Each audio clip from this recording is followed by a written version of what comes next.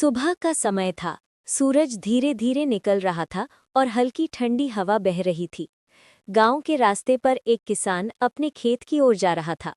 पैरों में पुराने से जूते थे, कपड़े साधारण थे, लेकिन चेहरे पर मेहनत और आत्मविश्वास की चमक थी। चलते चलते वो सोच रहा था, मेरे खेत ही मेरी असली पहचान है।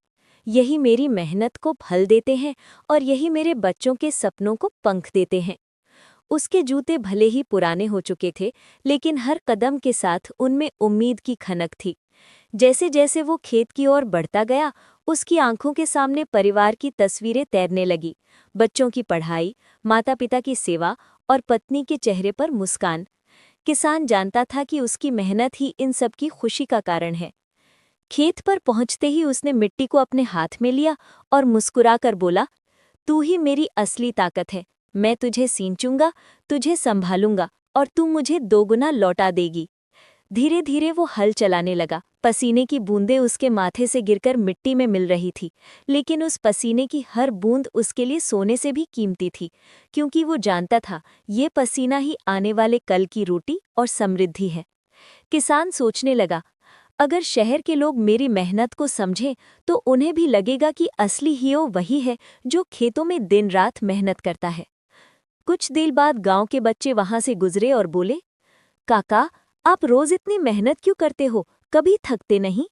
किसान मुस्कुराया और बोला, थकान तो होती है बच्चों, लेकिन जब मुझे ये याद आता है कि मेरी मेहनत से किसी का पेट भरता है, तो सारी थकान गायब हो जाती है।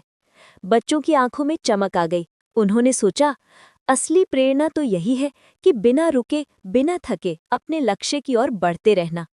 शाम को जब किसान घर लौटा तो उसके जूते और भी धूल से भर चुके थे, लेकिन अब वो धूल नहीं, उसके गर्व का प्रतीक बन चुके थे।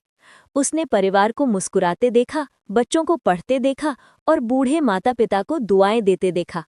उसी पल उसने सोचा, मेहनत का फल देर से सही, लेकिन मीठा जरूर मिलता है। सुबह का समय था। सूरज धीरे धीरे निकल रहा था और हल्की ठंडी हवा बह रही थी। गांव के रास्ते पर एक किसान अपने खेत की ओर जा रहा था। पैरों में पुराने से जूते थे, कपड़े साधारण थे, लेकिन चेहरे पर मेहनत और आत्मविश्वास की चमक थी। चलते चलते वो सोच रहा था, मेरे खेत ही मेरी असली पहचान है।